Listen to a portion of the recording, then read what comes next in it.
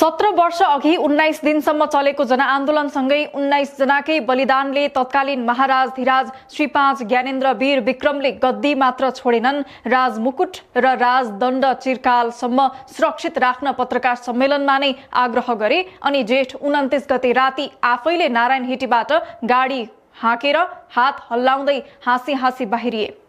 राजगद्दी त्याग्नु पर्दा राजा अलिकति पनि हताश देखिएका थिएनन्। शाहवंशको इतिहास मेटियो, नेपालको इतिहास फेरियो, तर पनि राजाको मुहारमा कुनै दुःख, पीडा, वियोग, वैराग झल्केको देखिएको थिएन।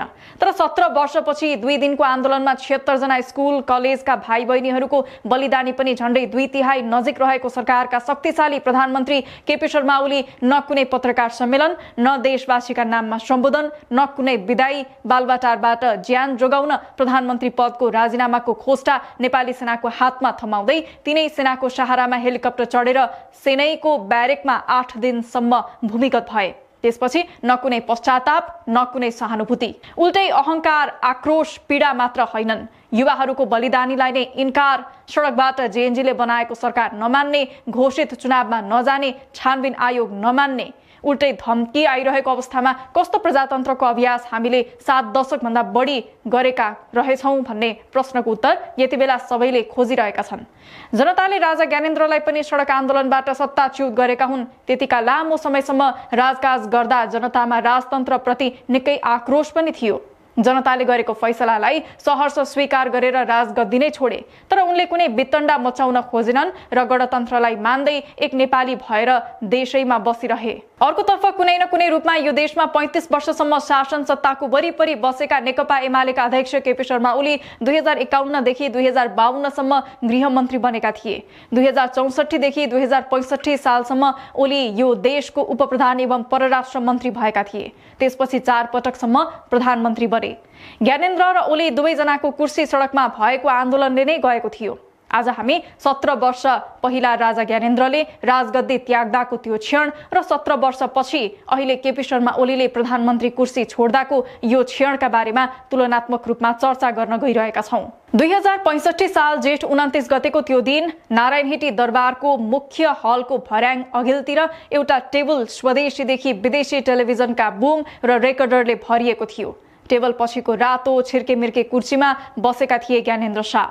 त्यो रातो फ्रेम भएको चस्मा, ढाकाको टोपी, सेतो दौरा सुरुवालमा कालो कोट लगाएका ज्ञानेन्द्र शाहले नारायणहिटी राजदरबारमा आयोजना गरिएको अन्तिम पत्रकार सम्मेलन थियो। त्यसबेला शाहले कुल 14 मिनेटमा आफ्नो लिखित मन्तव्य राखेका थिए। 750 रोपनी भन्दा बढी क्षेत्रफलमा फैलिएको नारायणहिटी राजदरबार ज्ञानेन्द्र शाहले त्यही दिनबाट सदाका लागि त्याग्दै थिए। राजदरबारमा तत्कालीन राजा वीरेन्द्र वीर विक्रम शाहको परिवारकै नरसंहार भएपछि 2058 सालमा ज्ञानेन्द्र राजाको कार्यकारी अधिकार सहित 7 वर्ष अघि दरबार प्रवेश गरेका थिए। शाहवंशले नारायणहिटीबाट 135 वर्ष यो देशमा शासन सञ्चालन गर्यो। 2065 साल जेठ 15 गते जब संविधान सभाको पहिलो बैठकले राजाका पुरै अधिकार कटौती गरेको घोषणा गर्यो, त्यही दिन ज्ञानेन्द्रको सरकारी अड्डा र निवास समेत भएको नारायणहिटी दरबार राष्ट्रियकरण पनि गरियो। सरकारको यो निर्णयलाई ज्ञानेन्द्रले सहज रूपमा स्वीकारेका थिए।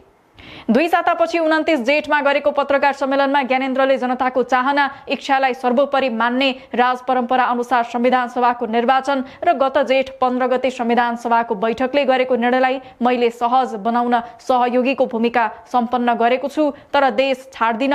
त्यसपछि जेठ 29 गते राति ज्ञानेन्द्र आफैले नारायणहिटीबाट गाडी हाँके, साथमा कोमल पनि थिइन्। गाडीबाट हात हल्लाउँदै हाँसी हाँसी ज्ञानेन्द्र बाहिरिएका थिए। तर 17 वर्षपछि 2082 साल भदौ 24 गतेको यो दिन 1 वर्षदेखि नेपाली कांग्रेसको साथमा प्रधानमन्त्री बनेका नेकपा एमाले अध्यक्ष केपी शर्मा ओली बालबाटारकै काँडे तार भित्रको वातावरण असुरक्षित बन्यो। 4 पटकसम्म यो देशको प्रधानमन्त्री बनेका ओलीलाई बालबाटारबाट बाहिर निस्किन नसक्ने अवस्था बन्यो।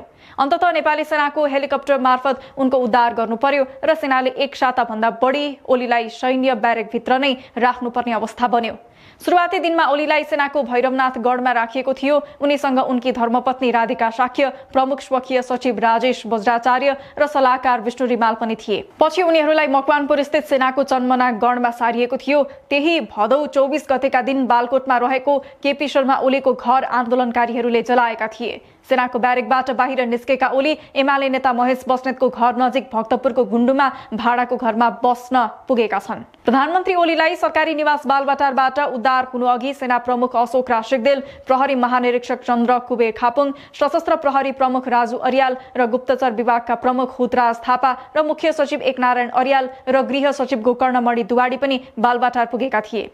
भदौ 23 गते जेएनजी समूहले गरेको प्रदर्शनमा प्रहरीको गोलीबाट 19 जनाको मृत्यु र सयौं घाइते भएसँगै परिस्थिति बिग्रदो थियो। गृहमन्त्री रमेश लेखकले भदौ 23 गते साँझै राजीनामा दिइसकेका थिए। 24 गते बिहानैबाट काठमाडौँसहित देशभर नै प्रदर्शन सुरु भइसकेको, केही ठाउँमा आगजनी पनि भइसकेको र माहौल बिग्रदो थियो। अवस्था बिग्रदै गएपछि सुरक्षा प्रमुखहरू बालबाटार पुगेका थिए। प्रधानमन्त्री ओली पनि निवासमै थिए। उनीहरू नियमित बैठक हलमा नभई उत्तरतर्फको सानो भवनको माथिल्लो तलाको कोठामा प्रवेश गरे। प्रधानमन्त्री आउनु अघि एमालेका महासचिव शंकर पोखरेल, तत्कालीन अर्थमन्त्री विष्णु पौडेल र विष्णु रिमालसँग परिस्थिति दर्शाउँदै छिट्टै राजीनामा दिलाउन आग्रह गर्दै थिए।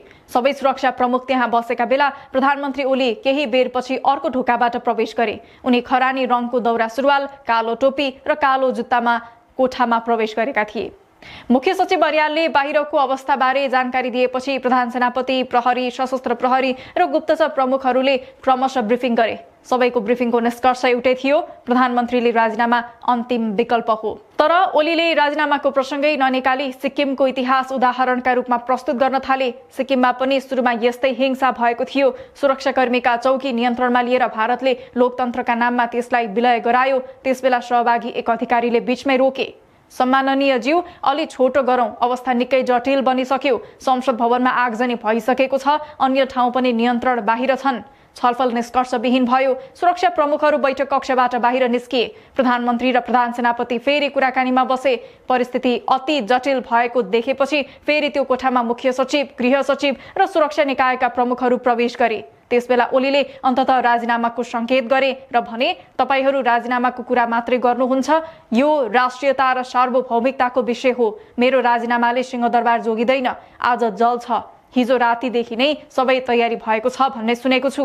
त्यसपछि गुप्तचर प्रमुख हुतराज थापाले भने, यो ढिलो भयो, राजीनामा हिजो आएको भए अवस्था बिग्रदैन थियो। करिब 1:30 बजेतिर ओलीको राजीनामा आयो। काठमाडौँ आगो र धुवामा डुबेको थियो। बालबाटार गेटमा प्रदर्शनकारी पुगेका थिए। ओलीको राजीनामा घोषणासँगै सेनाको हेलिकप्टर बालबाटारमा अवतरण गर्यो। त्यसबेलासम्म प्रदर्शनकारीहरू बालबाटारको प्रधानमन्त्री निवास अगाडि जम्मा भइसकेका थिए। न राष्ट्रका नाममा कुनै सम्बोधन, न कुनै औपचारिक विदाई। तत्काल सेनाले प्रधानमन्त्री ओलीलाई उद्धार गर्यो। केपी शर्मा ओली पहिलो पटक 2072 मा करिब 10 महिना प्रधानमन्त्री बनेका थिए। दोस्रो पटक 2074 मा करिब 40 महिना प्रधानमन्त्री बने भने तेस्रो पटक 2079 मा करिब 3 महिना र चौथो पटक 2081 सालमा 1 वर्ष 56 दिन गरी 5.5 वर्ष भन्दा बढी यो देशको प्रधानमन्त्री बनेका थिए। आलोचकहरू ओलीलाई दुस्साहसी, अहंकार र हावागफ गर्ने अनि आफू र आफ्नो पार्टी सत्तामा रहन हरदम रणनीतिक चाल चलिरहने, आफ्नो पार्टी निकट व्यवसायका लागि नियम कानुनको व्यवस्था नै गरेर उनीहरूको फाइदा हुने काम गर्ने, आफ्नो पार्टीका नेतादेखि अन्य दलका नेता प्रति कतिपयका दृष्टिकोणमा क्षुद्र कटाक्ष गर्ने व्यक्तिका रूपमा चित्रित गर्छन्। आलोचना धेरै खाले भए पनि उनलाई राष्ट्रवादीका रूपमा एमालेकै केही पार्टीका नेताहरू खूब प्रशंसा गर्ने गर्छन्। नेपालको चुच्चे नक्सा पनि त केपी ओलीको प्रधानमन्त्रीत्व कालमा संसदमा पारित भएको हो।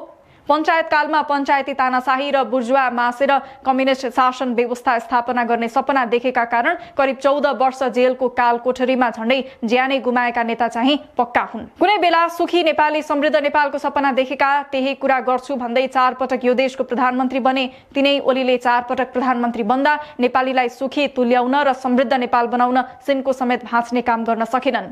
उल्टै उनको शासनकालमा भएका बेथिति र भ्रष्टाचारका कारण जनता आक्रोशित भए र उनी बसेको बालबाटार मात्र होइन, उनी जन्मेको तेह्रथुम जिल्लाको आठराई घर मात्र होइन, काठमाडौँको बालकोटको घर समेत जलाउन पुगे। गिरिबन्धु टी स्टेटको ठूलो भूमि अपचलन काण्डदेखि अन्य धेरै भ्रष्टाचारका काण्डमा ओलीको नाम जोडिने गर्छ। नेपालमा जति व्यवस्था परिवर्तन भए पनि जनताको अवस्था भने उस्ताको उस्तै रह्यो भन्ने जनगुनासो धेरै पहिलादेखि उठिरहेको थियो। देशमा गरी खाने वातावरण नभएको भन्दै ठूलो युवा जनशक्ति विदेश पलायन भएको छ। देशमा बसेकाहरूमा आक्रोशको ज्वाला बलिरहेको थियो। 2046 सालको स्थापना भएको प्रजातन्त्रमाथि पनि नेताहरूकै कारण कालो बादल लागेको हो। अहिले पनि गणतन्त्रमाथि सबैभन्दा बढी खतरा यिनै नेताहरूकै कारणबाट छ भन्ने कुरा घाम जस्तै छर्लङ्ग छ। त्यसको दोष ओलीलाई पनि जान्छ, किनभने यो अवधिमा ओली झण्डै 6 वर्ष यो देशको प्रधानमन्त्री बनेका पात्र हुन्। जसरी तत्कालीन राजा ज्ञानेन्द्र शाहका कारण नेपालबाट राजतन्त्रको अन्त्य भयो, त्यसैगरी यसपटक ओलीकै अहंकारका कारण 2/3 नजिकको सत्ता मात्र पतन भएन, सिङ्गो राष्ट्र नै जल्न पुग्यो। आज संविधान कोमामा छ। 5 वर्षका लागि जनताले चुनेको प्रतिनिधि सभा भङ्ग भएको अवस्थामा छ। सडकबाट बनेको जेएनजी सरकारले फागुन 21 गते प्रतिनिधि सभाको निर्वाचन घोषणा गरेको छ। तर एक साताभन्दा अघि ज्यान जोगाउन भागेर सेनाको शरणमा बसेका ओली अहिले आएर सच्चिने भन्दा पनि सकिने तर्फ उन्मुख भइरहेका छन्। अब यो देशलाई बदल्न सक्ने योग्यता, क्षमता, विकासको भिजन, मिशन र एक्सन ओलीसँगैका दौतरीहरूसँग छैनन् भन्ने कुरामा कसैको दुई मत छैन। तर पनि अझै उनीहरूले त्यसलाई आत्मसात गर्न सकेका छैनन्।